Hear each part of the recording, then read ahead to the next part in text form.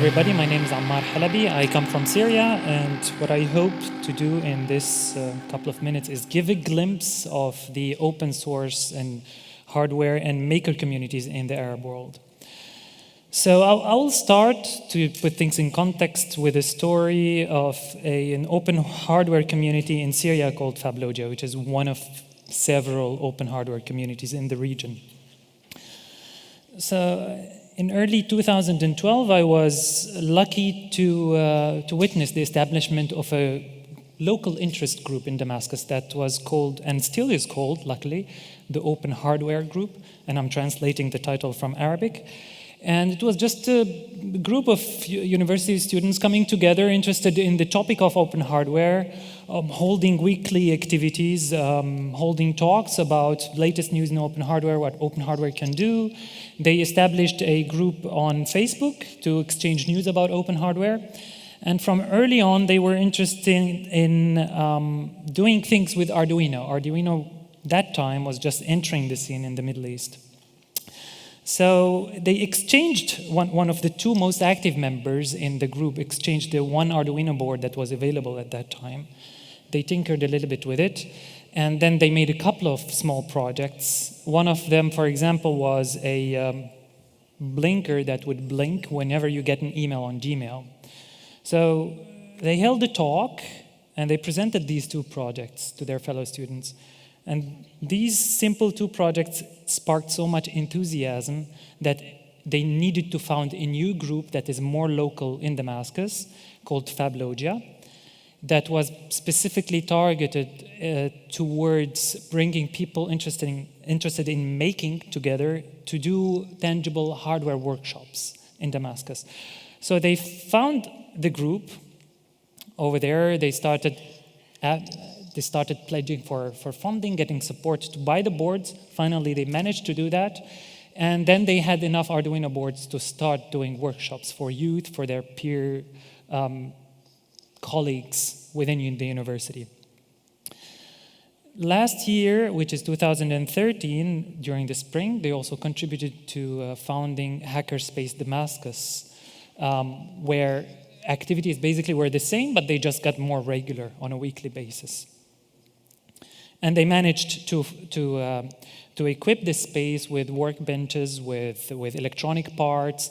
So whatever you want whatever you need to have in order to work with tinkering with hardware. Now, this is quite recently. What happened is that one of the active members in that community got with his colleagues and then established a small business called Atadiyat, where one of their flagship products was creating a local version of the Arduino that is possible to make using local parts that one can buy in Syria. Because they had this problem that although the bill of products is quite obvious, you can in principle get the parts that you need for building your own, cloning your own version of Arduino, but still they had the difficulties that they couldn't get everything in the local market. So they had also to work on creating their own version with parts that they can get in Syria. So now this trajectory from creating a community towards establishing the community, establishing a physical space, and then one business sprouts out of this kind of setup is only one story among several stories within several communities in the Middle East and the Arab region. So to prepare this talk, we talked with pioneers in open hardware in the Arab world, in the Arab-speaking world, from Egypt, from Jordan, from Syria, and from Palestine. And they come from, all of them have strong connections with locally established communities. Some of them have already established businesses. So I'll tell you next what came up out of these conversations that we had together. So first, a very brief history of how open hardware found its way to the region is that in the early 2000s, there were the early pioneers that were mainly inspired by the open source software movement. And actually, if you kind of talk, it's mostly the case that when you talk to people who are really active in open hardware in the region, they mostly come from background that they got influenced by open source software first. So the early pioneers are people also who got contact with very early open hardware communities like the opencores.org, and they got active on there. And then they started kind of localizing the ideas and the concept of open hardware in the region. In the mid-2000s was when the Arduino made its entry, and it contributed, as it did everywhere else, to boosting the movement by providing a platform that's very accessible. Afterwards, something happened, which is internet and social media also kind of, let's say, in the late 2000s, which is quite later than what happened in the Western world, is that internet got more towards more broader audiences, which meant that everybody could get online, read about open source literature, and get ideas how to make that happen. Connect with each other as well, which is very important. And now, recently, very recently, is that open hardware communities are sprouting in different places in the Arab world, and for the first time, I mean, not very first time anymore, but back to 2 years and till now, we're seeing the first attempts to establish local businesses based on open hardware. So today,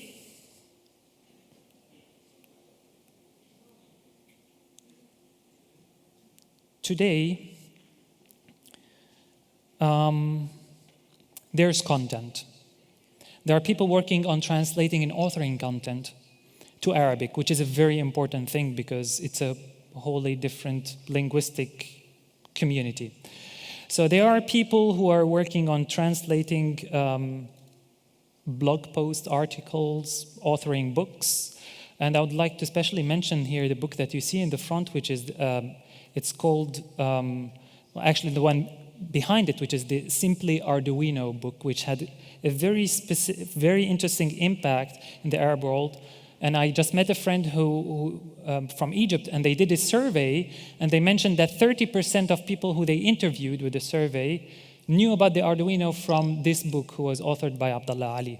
So these pioneers who are translating and authoring content in Arabic are really opening the way for other people to enter the scene.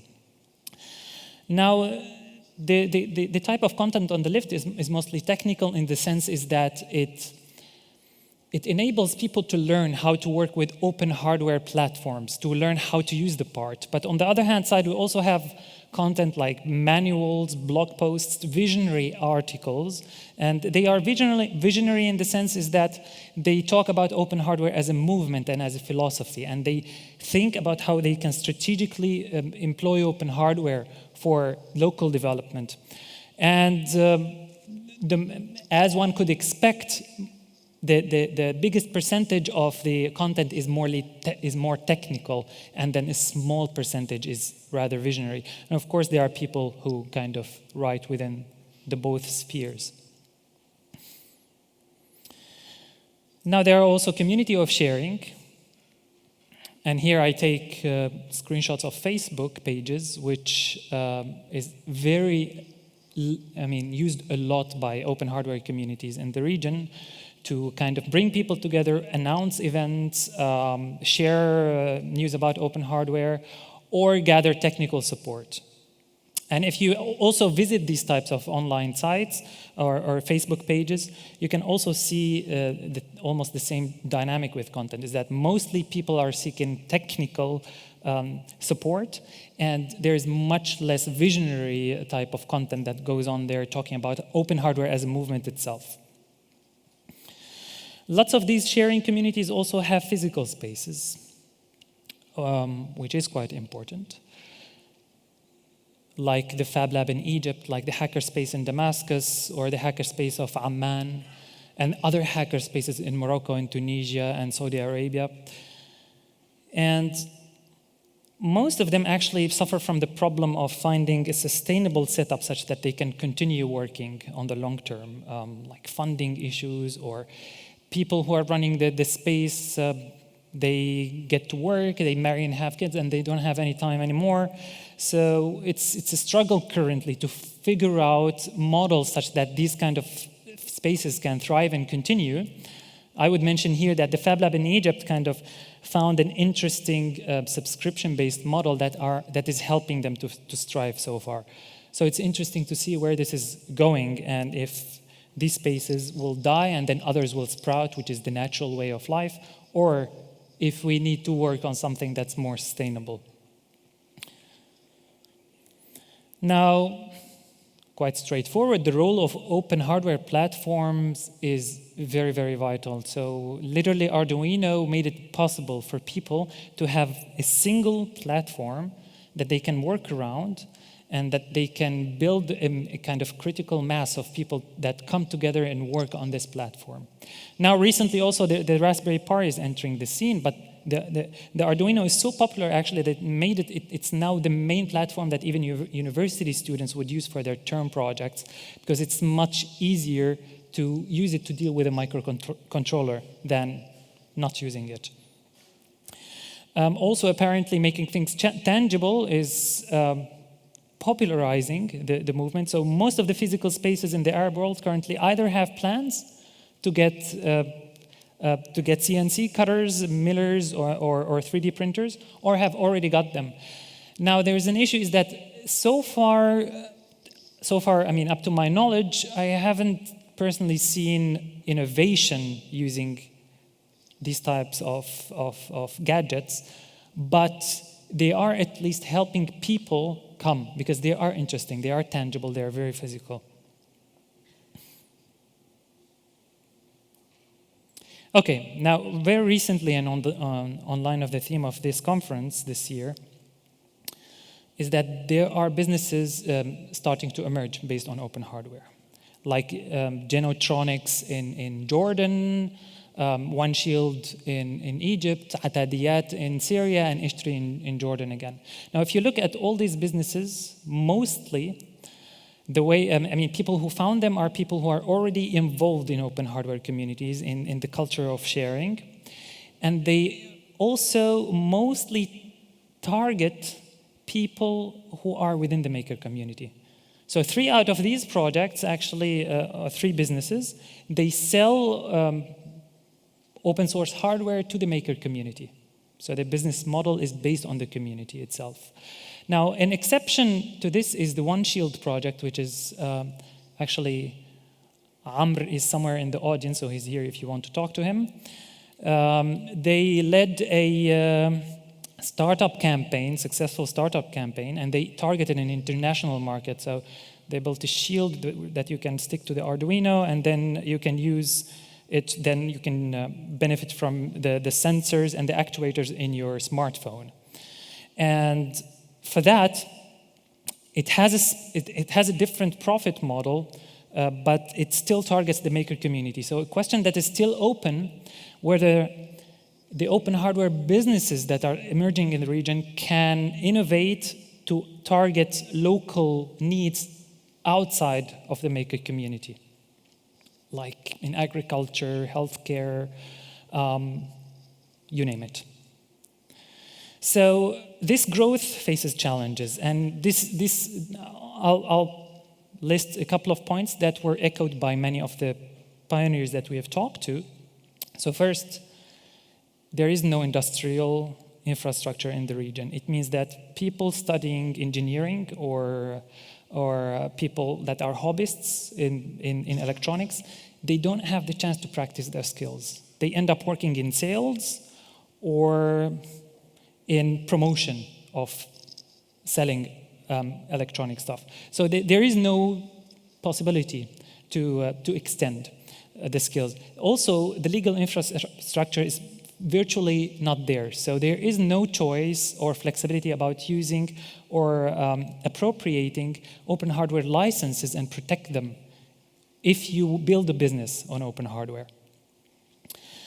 Also, consumerism is very entrenched in the Arab world, such that we are very used to buying things from China, from Japan, from Germany. I mean, made in Germany or made in China, it's something that you can trust. But made in Syria, it's something that you would try to avoid buying. So convincing people to trust locally made stuff, locally designed stuff is a hurdle that needs also to be kind of overtaken. Language is still a huge issue. Although there are people who are authoring, translating, they are very few.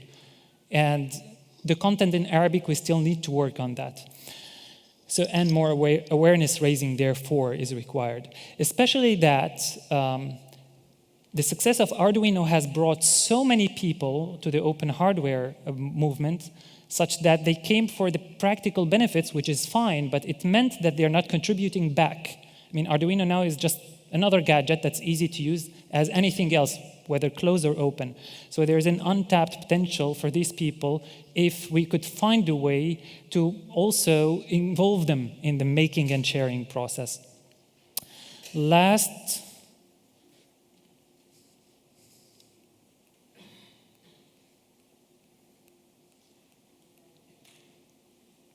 okay, the economic and humanitarian conditions which make it quite hard to follow up with anything currently in the region. So the last thing, because I already kind of probably overpassed my time a lot, is that we come with a couple of messages, is that we're now building an open directory that contains people working on open hardware and businesses in the region. So help us spread it, help us organize Maker Faire locally, and that's it. So any type of feedback or opinions are welcome. Thank you very much.